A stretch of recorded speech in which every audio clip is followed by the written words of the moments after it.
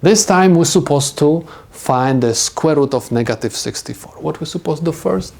We're supposed to apply the properties of radicals and simply rewrite negative 64 as negative 1 times 64. This is equal square root of negative 1 times square root of 64, where square root of negative 1 is equal j, that's why I'm going to write over here j, and square root of 64 is equal 8. This is the solution to my problem. Let's take a look at this example. What we're supposed to do first, copy down the negative sign. Next, you're supposed to use the properties of radicals and rewrite the radicand as negative 1 times 144.